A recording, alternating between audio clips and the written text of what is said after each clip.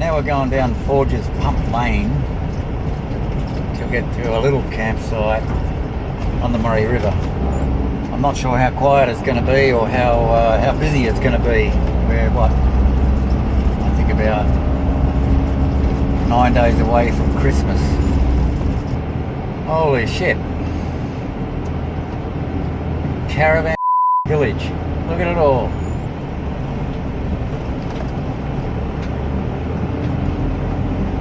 The mighty Murray.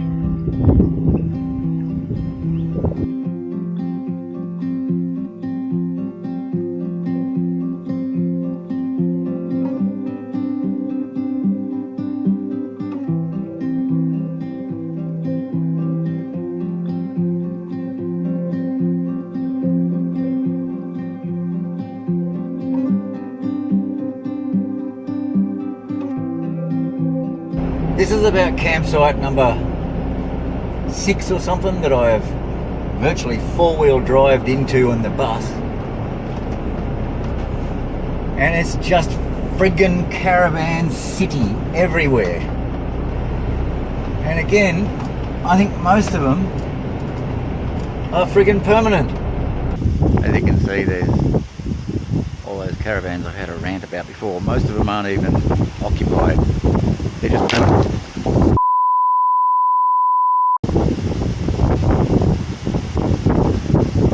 Branches and shit falling out of the trees everywhere. So it's time to get out of here and go to places much less popular. Anyway, we managed to get out of that campsite alive. I don't know how. So we're on the Murray Valley Highway heading to, where was it? Farmer Lakes. We're going to have one more look at the Murray River at Farmer Lakes, see if we can get a reasonably quiet campsite. And if we can't, well, we're just going to go through to Eppalock, have a bit of a look there, because I haven't seen Eppalock for about 30 years or something. And then we'll start heading down through central Victoria, stopping off at Bendigo at some point in a couple of days. So anyway, let's just see how we go. Australia, straight and flat. Have a look up here. Great big flock of cockies on the road. They're going to go mental when I get there. I think they're worth about 2,000 American dollars each over in America. Here we are at Farmer Lakes National Park, free campsite. So I think we'll stay here for a night. This is the place where I thought might have been really busy, and it's actually the quietest. Go figure. Long drop dunnies over there, tables, chairs, campfires. I think this will do just fine.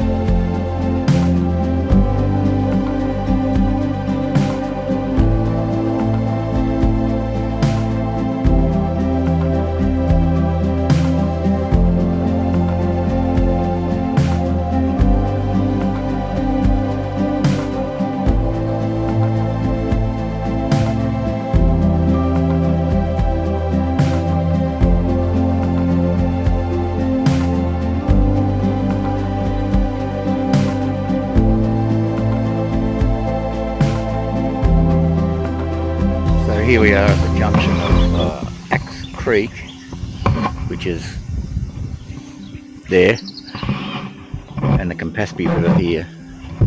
What's special about this spot? Well, when you look at it, not much at all. It's been 50 years since I've been here. We used to ride out from Bendigo, or me and my brother, and more often than not just me, and come fishing here.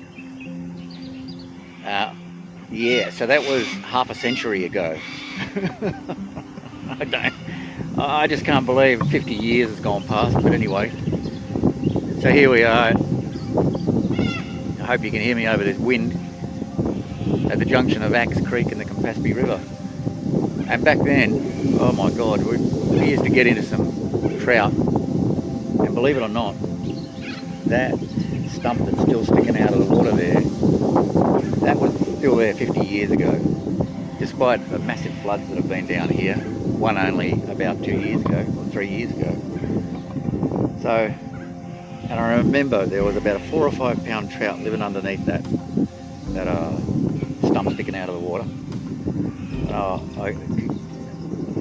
A couple of times I used to use what was called an old floppy, little soft rubber, one of the first lures probably ever made for cod. And I remember throwing that lure at him endlessly, and I think I hooked him once for about 3 seconds, but he did some aerial combat and spat that lure straight back at me, and I'm sure he had a laugh before he went back into the water, never to be seen again.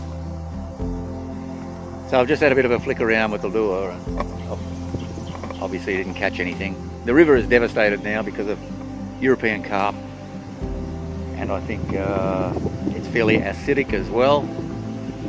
When Eppalock nearly ran dry, and then everything felt, at the end of the drought there, this river suffered terribly, along with the infestation of European carp. But anyway, here we are, quite a sacred little spot.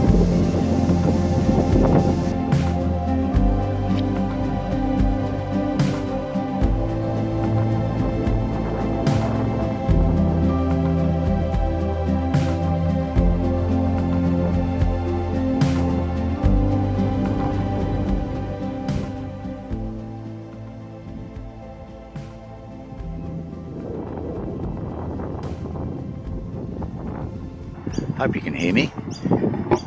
So I know this all sounds a little bit silly, but I want to introduce you to an old friend. This big old gum tree here. Because, well, there's the Joss house is over there, and my house is like 50 metres over there, over that way. And when the old man came home drunk and violent nearly every night, I would sometimes run away from home, come over here, and I'd sit up in the fork of this gum tree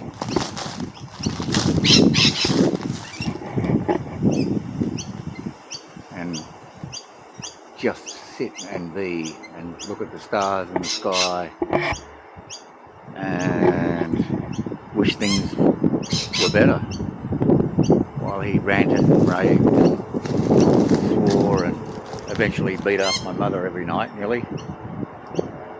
So I ran away from all that violence quite a few times, I don't know, a couple of times a week I suppose, and came out, sat up in the fork of that beautiful old gum tree there. I don't know, it must be 120, 130 years old, I guess, because it was the same size 60 years ago when I was about 5 and could run away from home and come over here and sit up in the fork of that tree. Beautiful old tree. There's a beautiful rainbow lorikeet up in there. Yeah, so there you go. A little bit of a horror story, but that's the facts of my childhood.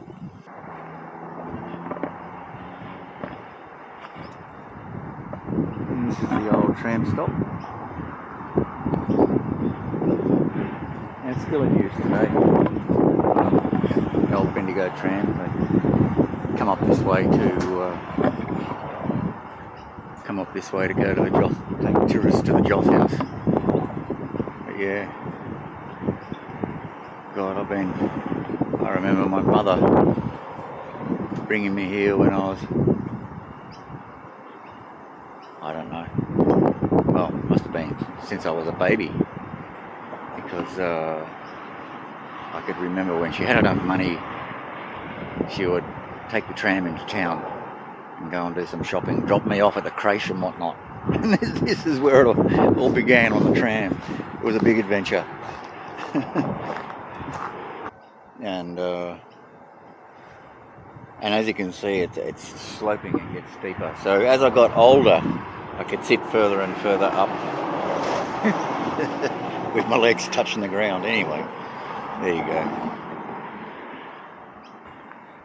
And I ended up, there was a girl in this house here that I fell in love with at about the age of 7, I think. Julie Franks.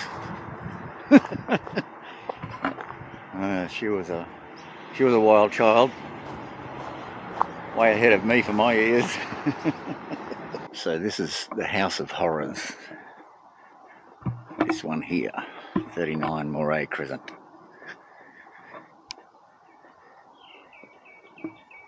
Used to have a big log fire in the lounge room.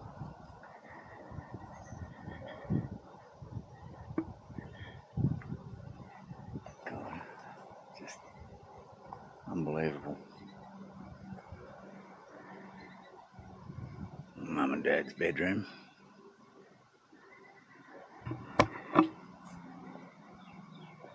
"39 Murray Crescent."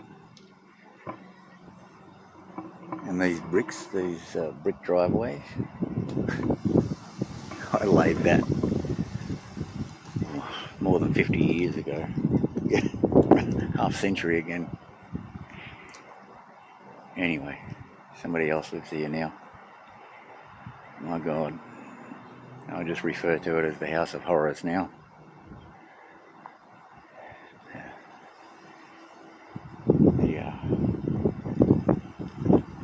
The violence from my father in this place was soul destroying. Fought in 3 wars, World War II, Korea and Vietnam. And yeah, drank himself stupid all the time, and then abused us and beat his wife and made our life misery. Anyway, so we've done Barnadown, English's Bridge, Axe Creek and the Campaspe, the junction, Eppalock, the old Brogger Hotel site out at Lake Eppalock. We've done my favourite gum tree out the back of our old house. We've done the house, the little House of Horrors. And I tried to get the Spring Gully Reservoir, where I used to have some magic moments as a kid on fly fishing for trout. But like everything, it's all fenced off and cordoned off with no trespassing signs and under video surveillance signs, and so many places are just shut down and shut out. You're just shut out of all these places nowadays. So anyway, that's that. So we're going to Cairn Curran, Lake Cairn Curran. It's another reservoir that I used to have some fun at when I was a kid too, catching trout. So we're going to go there and try and find somewhere to camp, see if we can have a fish. Oh God, I've lost I think 4 lures, and I've lost 1 running sinker bait rig in 5 or 6 weeks of fishing, and I've caught 4 tiny undersized fish. This whole fishing caper is not like how I remember. Well, it is what it is. We're still out there having some fun.